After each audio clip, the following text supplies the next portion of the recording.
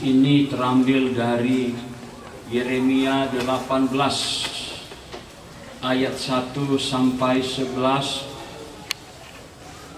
Saya akan bacakan bagi kita, marilah kita mendengarkannya.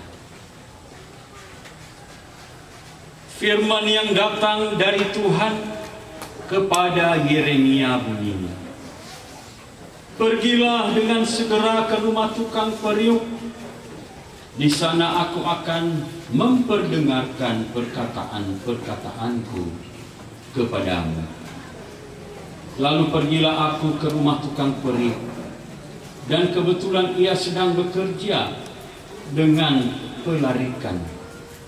Apabila bejana yang sedang dibuatnya dari tanah liat di tangannya itu rusak, maka tukang periuk itu mengerjakan kembali menjadi bejana lain menurut apa yang baik pada pemandangannya. Kemudian datanglah firman Tuhan kepadaku bunyinya, masakan aku tidak dapat bertindak kepada kamu seperti tukang periuk ini, hai kaum Israel?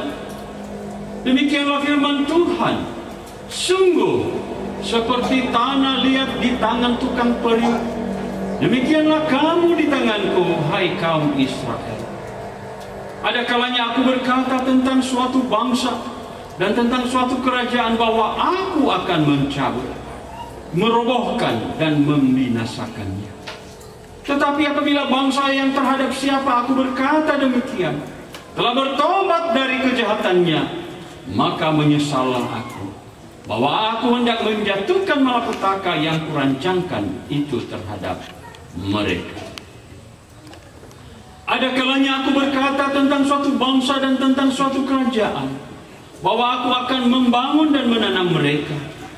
Tetapi apabila mereka melakukan apa yang jahat di depan mataku dan tidak mendengarkan suaraku, maka menyesallah aku bahwa aku hendak mendatangkan keberuntungan yang kujanjikan itu kepada mereka.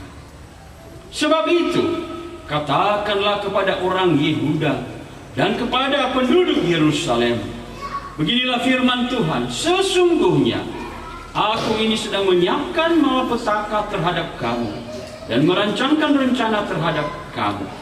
Baiklah kamu masing-masing bertobat dari tingkah langkahmu yang jahat, dan perbaikilah tingkah langkahmu dan perbuatan. Demikianlah firman Allah. Tema firman Allah yaitu memperbaiki tingkah langkah dan perbuatan. Bapak Ibu yang dikasihi oleh Tuhan, firman Allah ini saya akan bagi dalam dua pokok besar. Yaitu pertama, faktor-faktor kesuksesan transformasi oleh Roh Kudus. Apa faktor-faktor yang perlu kita perhatikan agar pembaharuan dari Roh Kudus itu benar-benar terwujud dalam hidup kita? Saya akan melihat ini dari berbagai sudut. Pertama secara psikologi, psikologi, teologis, dan sosio kemasyarakatan. Nah, Bapak Ibu yang dikasihi oleh Tuhan Yesus, yaitu agar transformasi bisa terjadi, perubahan tingkah langkah dan perbuatan bisa terjadi, yaitu ada beberapa hal yang harus kita perhatikan.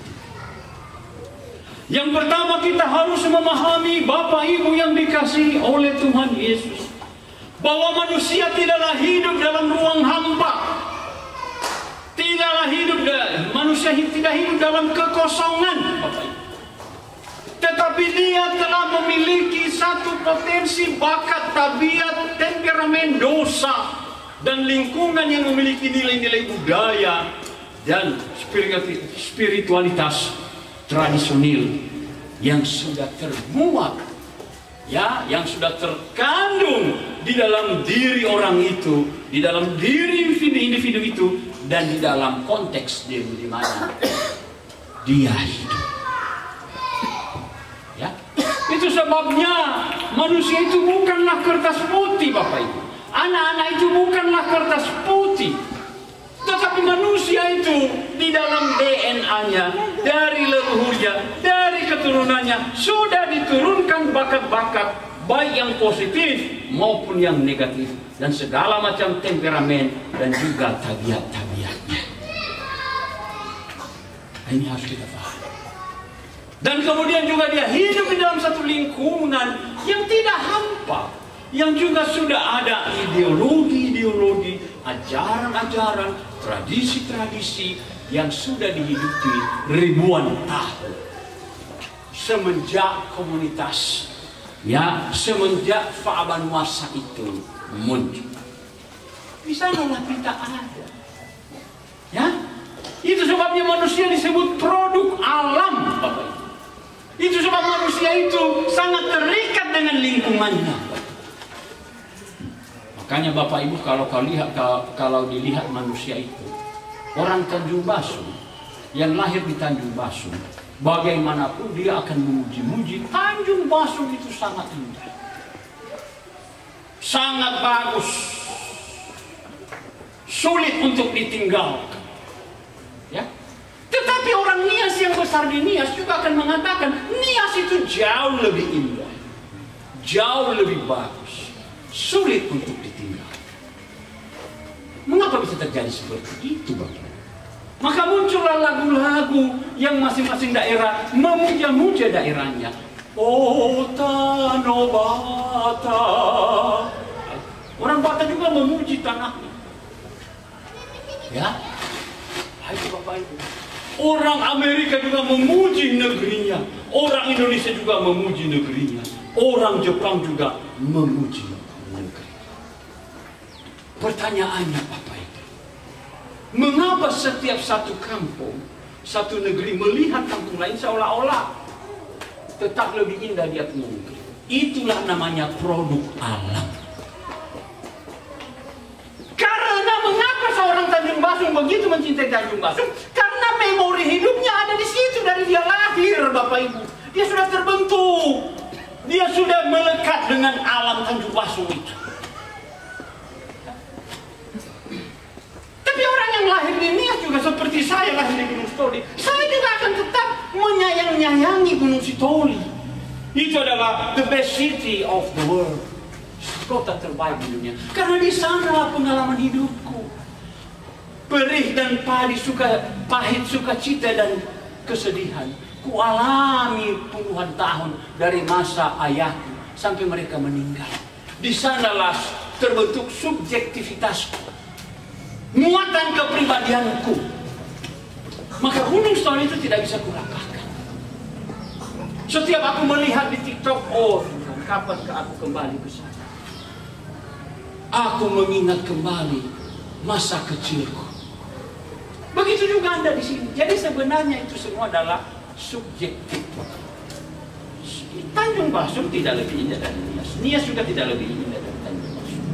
Karena bumi ini hanya satu kok. Hanya lautnya yang memisahkan. Kalau tidak ada laut kita semua satu tanah. Tidak ada yang lebih bagus. Semuanya bagus.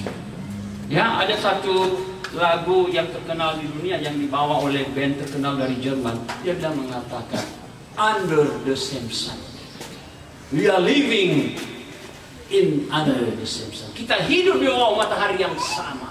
Maka kita tidak boleh bersifat membedakan orang. Jadi jangan heran itu Bapak Ibu. Itu namanya subjektivitas, muatan subjektivitas. Nah, Bapak Ibu, yang pertama yang harus kita perhatikan Bapak Ibu, supaya terjadi transformasi dengan baik, efektif dalam hidup kita, yang pertama ada yang menentukan faktor personal internal, ya, kepribadian, aspek kepribadian individu, temperamental. Itu adalah problem yang bisa menghambat dan bisa juga mempercepat proses perubahan oleh Roh Kudus. Temperamen kita, sifat-sifat kita, tabiat kita, luka-luka batin, inner healing, perlu penyembuhan, gambaran diri, kodrat yang berdosa, Ya, sifatnya introvert bermain di dalam batin. Ada manusia itu ada dua, introvert dan ekstrovert. Introvert itu dia di dalam, dia banyak merenung. Ekstrovert itu banyak dalam sikap dan tingkah laku, cepat sekali bergerak. Itu mempengaruhi kita semua. Orang introvert, orang yang introvert yang selalu memakai batinnya, itu jauh lebih cepat mendapat perubahan dari Roh Kudus. Orang yang melankolis, yang lemah lembut, yang pendiam itu Bapak Ibu, itu paling cepat dibahari oleh Roh Kudus. Karena apa Bapak Ibu? Batinnya itu peka, pikirannya dalam, dia merenungkan bagaimana ini? Bagaimana aku nanti kalau mati? Aku ke surga atau ke neraka? Dia mulai berpikir itu semua. Makanya begitu firman Allah diberitakan kepada model orang seperti ini, cepat sekali. Cuman kelemahannya juga di dalam praktek dia agak lamban. Dia semua pakai perhitungan. Cuman kelebihannya juga sekali dia bergerak itu tidak goyang lagi karena sudah dipikirkan dengan matang. Jadi orangnya ini dalam sekali berpikir. Itu orang introvert, itu orang melankolis. Tapi kalau orang koleris, kalau orang ekstrovert, ya itu sulit dirubah karena dia tidak begitu merenung kematian. Yang penting sama dia hoga-hoga, goyang tipis-tipis, goyang heboh, keyboard, suara musik yang menggelegar, bagaimana dia gembira, sehingga dia lupa hidupnya. Makanya Amsal mengatakan, adalah lebih baik ke rumah kematian daripada ke rumah sukacita. Sebab di sanalah wujud hidup manusia. Memang kelebihannya Bapak Ibu cepat sekali bergerak, aktif sekali Bapak Ibu. Apa yang kita lakukan, kita programkan langsung dilaksanakan. Tetapi biasanya dangkal cara berpikir. Dangkal. Nah, ini Bapak Ibu, inilah orang ekstrovert. Dia juga punya kelebihan, memang cepat bergerak, tetapi dangkal pemikiran. Ini agak sulit berubah ini Bapak Ibu. Karena dia tidak merasakan apa-apa. Ya, begitu dia dibilang ke orang Kristen, dia iakan saja, oh ya saya orang Kristen. Tiba-tiba mati nanti pintu neraka yang terbuka, baru dia terkejut. Ya ampun kok begini sih. Karena dia tidak berpikir dalam Bapak Ibu. Dia tidak suka berpikir dalam, itu kelemahannya. Tapi ada juga kelebihannya. Dia cepat dalam bergerak. Orang-orang seperti ini cocok jadi misionaris. Dikasih dia di dalam pekerjaan. Makanya pemimpin itu tahu. Makanya kami para pendeta itu tahu. Sebenarnya kalau kami yang memilih Satuan Kristus, itu saya yakin lebih efektif. Karena kami tahu waktu seseorang di mana dia cocok. Ada ilmu psikologi. Nah ini bagaimana? Ya, jadi kita bisa membaca orang. Ya, kita bisa membaca orang dari berbagai hal. Ada dulu dosen saya angkatan udara, beliau angkatan udara dari Jerman, namanya Dr. Schneider. Dia mengajarkan kami membaca orang. Yang pertama dari bentuk kepala Bapak Ibu. Kalau ada orang kepalanya itu bulat, itu tipenya itu lain itu Bapak Ibu. Bulat seperti bola. Ada juga lonjong seperti pepaya. Ada juga mirip segi empat. Itu ada itu membacanya itu Bapak Ibu. Makanya kalau saya lihat ada tingkah-tingkah orang, udahlah memang itu tipikalnya. Itu yang satu dari bentuk kepala, bentuk. Karena bentuk tubuh kita ini Bapak Ibu itu adalah ekspresi jiwa kita.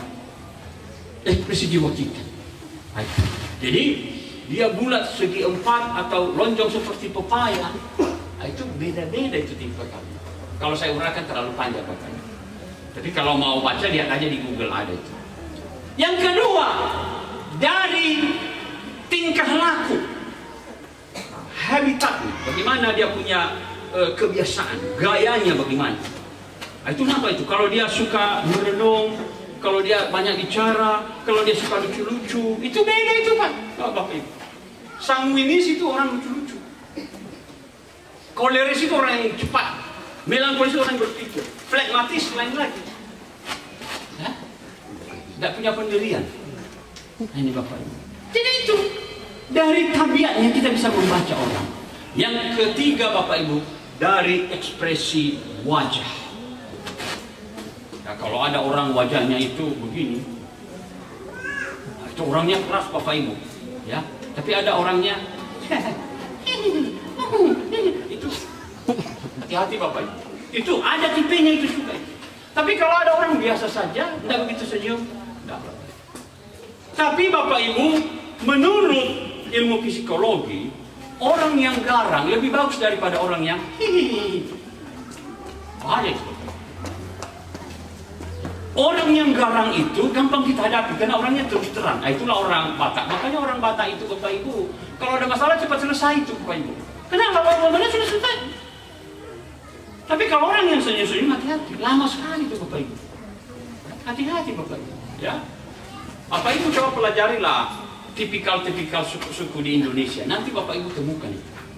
Ada satu tipikal kalau ada masalah, ya nggak sulit sekali selesai. Sudah selesai diulangi lagi, sudah selesai diulangi lagi. Nah, itulah yang senyum-senyum itu. Nah, itu. Kalau yang tegas itu lebih mudah menghadapi secara psikologi. Nah ini jadi kelemahan-kelemahan. Kalau ada kita sifat-sifat seperti ini, inilah yang perlu kita baharui. Kalau kita terlalu introvert, kita juga perlu sedikit menyeimbangkan dengan ekstrovert. Kalau kita terlalu ekstrovert, kita juga menyeimbangkan introvert. Sehingga Roh Kudus itu bisa. Itu masalah pribadi. Belum lagi luka-luka batinnya Bapak. Saya punya buku di rumah itu Inner Healing, kesembuhan batin, kesembuhan luka-luka batin. Ya, ada orang Bapak Ibu, dia itu cenderung mengurung diri. Ya, mengapa Bapak Ibu? Karena waktu ibunya hamil, papa mamanya tidak suka kelahiran anak ini, ada penolakan. Maka anak yang mengalami penolakan di kandungan ibunya itu cenderung dua hal nanti Bapak Ibu. Yang pertama dia akan jadi pemberontak, atau kalau tidak dia jadi orang yang lemah mental, antisosial. Nah itu Bapak Ibu. Jadi itu telusuri. Ya. Nah ini saya bagi-bagi ilmu Bapak Ibu untuk Bapak Ibu satu negeri. Kalau konseling lihat itu. Ya, mengapa orang ini begini? Lihat dari leluhurnya. Kenapa selalu kerasukan orang ini? Kalau ada sedikit orang kerasukan langsung transfer ke Nadia.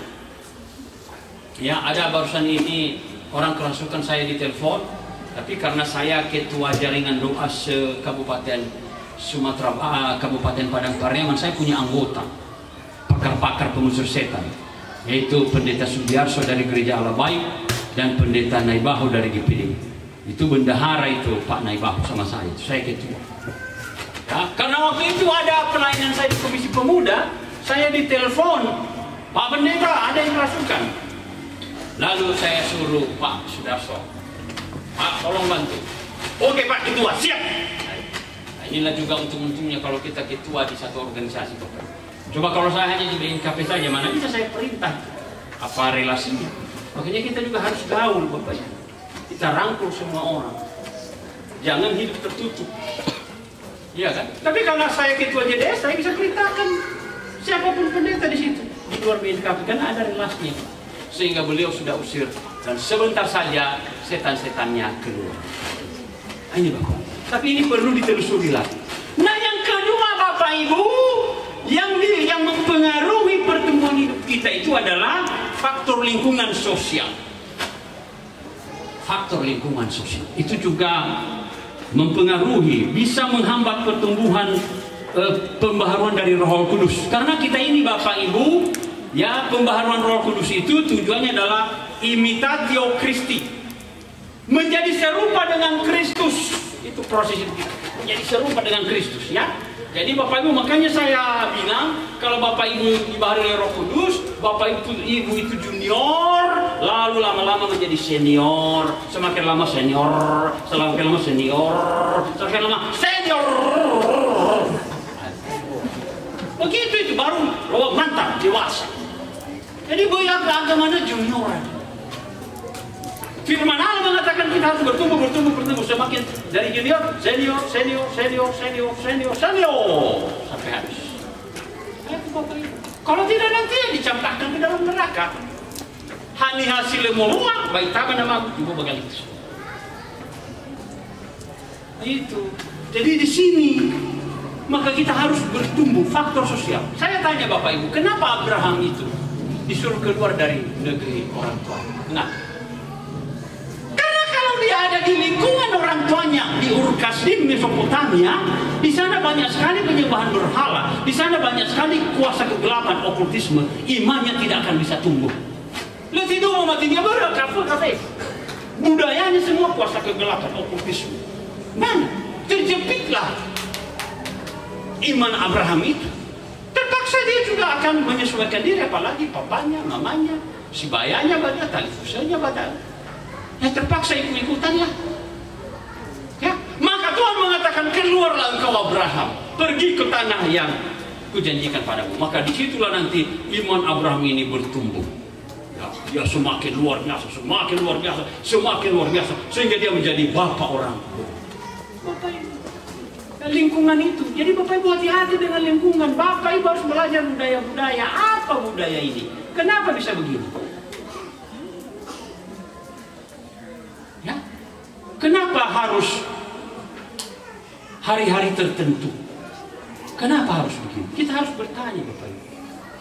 Kenapa harus lewat di bawah mayat sebelum dikubur? Ada apa ini? Ada apa ini? Ada apa? Kita perlu bertanya, Bapak Ibu. Sehingga kita tidak jatuh ke dalam satu puasa yang kita tidak sadari. Ya, makanya lingkungan sore itu jangan kita ikut-ikutan saja. Kita lihat dulu, apa ini? Kenapa begini? Kenapa begitu? Kenapa begitu dan kenapa begini? Baru, oh begini ya. Oh begini, begitu. Ya udahlah, yang inilah kuatin. Ya, jadi ini juga membawa perubahan. Jadi jangan ikut-ikutan saja. Dan yang terakhir Bapak Ibu, faktor teologis, yaitu intervensi ilahi dalam hidup orang itu. Jadi Roh Kudus campur tangan. Makanya Bapak Ibu, kalau ada kebiasaanmu yang begitu buruk, dosa-dosa yang sulit kau tinggalkan, mintalah, ya Allah Roh Kudus, baharuilah hidup. Hancurkanlah kuasa belenggu dosa ini yang mengikat. Minta kuasa Roh Kudus. Jangan pakai kekuatanmu sendiri. Tidak bisa itu, Bapak. Ya, kalau tidak ada Roh Kudus, tidak akan ada perubahan. Billy Graham mengatakan orang yang tidak punya Roh Kudus itu seperti memecut kuda yang mati. Memecut, coba pecut kuda yang mati. Ada malima ya Bapak Ibu, bergerak dia. Ayo betul. Tidak akan hidup di mana-mana kok. Mati. Rohaninya sudah mati. Makanya ada orang diberi firman Tuhan pun begitu-gitu saja dia. Dia berubah-ubah. Itu faktor rohani. Maka kita sebagai hamba Allah harus berdoa untuk orang itu. Makanya di gereja itu perlu KKR, revival. Ya, berdoa syafaat. Makanya saya katakan tugas utama para majelis adalah berdoa syafaat bagi umat Allah. Karena kita itu malaikat banua, malaikat Allah, penjaga jiwa orang-orang percaya. Ya, tanggung jawab kita itu sebagai satuan dari Kristus, sebagai pendeta, sebagai majelis, menjaga, penjaga, ya, jiwa orang percaya. Makanya tugas pertama majelis itu harus berdoa bagi lingkungan. Buat daftar berapa kakak, doakan, tumpang tangan dalam nama Yesus, buka pintu surga. Dalam nama Yesus, lahirkan kembali, beri hidup yang kekal, pasti nanti selamat. Amin. Itu tugas utama kita, Bapak Ibu. Saya setiap jam 3 malam saya berdoa untuk seluruh 2.700 jemaat yang Tuhan percayakan kepada saya di Tanjung Basung ini, 4 kabupaten kota. Berdoa. Makanya Bapak Ibu mohon maaf, sebentar lagi dibacakan rencana mutasi saya. Saya suka cita Bapak Ibu. Tidak ada beban saya. Tidak ada utang darah sama saya di sini. Karena saya sudah mengatakan semua. Saya sudah berdoa untuk umat Allah 2.700 lebih. Saya akan pergi dengan lenggak-lenggok. Beban saya tidak ada lagi. Nunggu-nunggu. Kenapa udah tahu bahwa orang ini firman? Tidak peduli saya. Yang penting saya sudah tegur kamu. Lorong-lorong terserah ke. Emangnya gue pikirin. Cuma ada ini nak kuat aku dokumen. Ya, saya sudah mengatakan semua. Dan puji Tuhan, Tuhan memberi buah-buah pelayanan kita ini luar biasa. Kasih karunia Tuhan. Nah sungguh-sungguh kita melayani dalam Tuhan itu berbuah itu Bapak. Tidak usah khawatir. Ya, nanti diumumkan. Saya bersyukur ini pendeta kalian ini hebat ini. Orang hebat.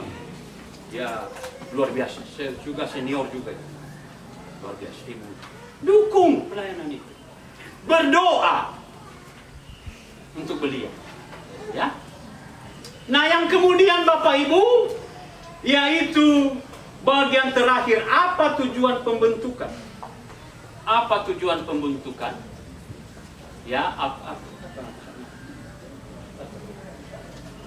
apa tujuan pembentukan daripada Roh Kudus itu adalah tujuannya supaya kita memiliki masa depan yang baik. Supaya kita memiliki masa depan yang baik.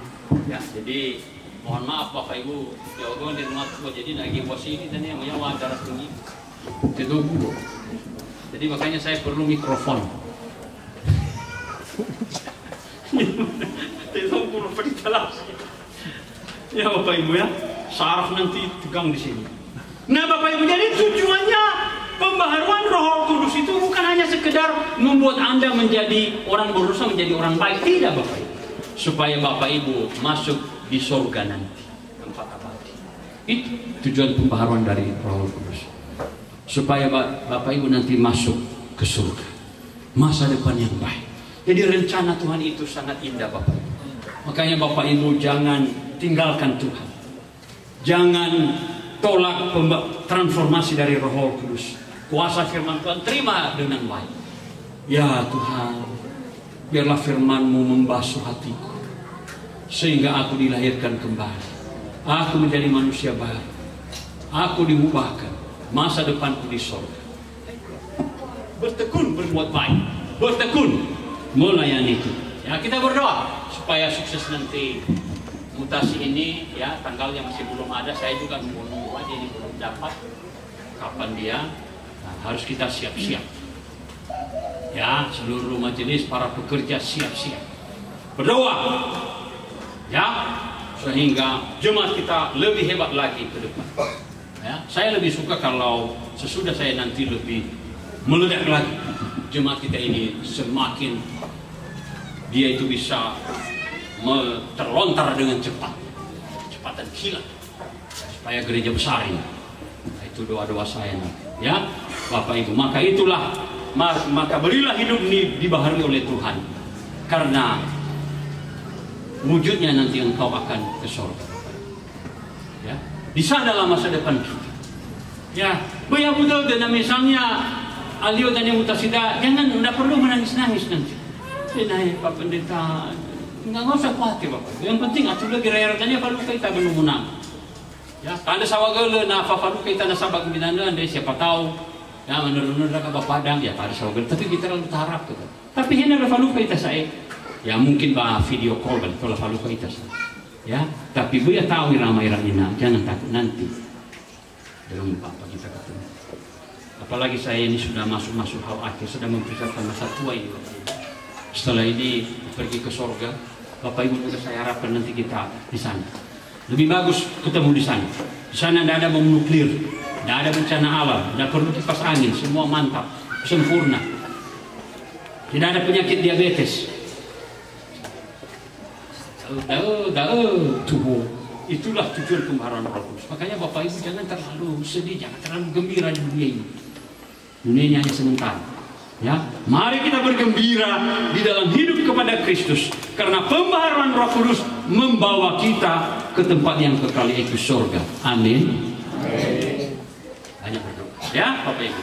Nah, sebagai ayat hafalan Bapak Ibu, yaitu terambil dari Yeremia 18 ayat 11d. Demikian. Perbaikilah tingkah langkahmu dan perbuatanmu. Mari kita ucapkan bersama-sama. Perbaikilah tingkah langkahmu dan perbuatanmu.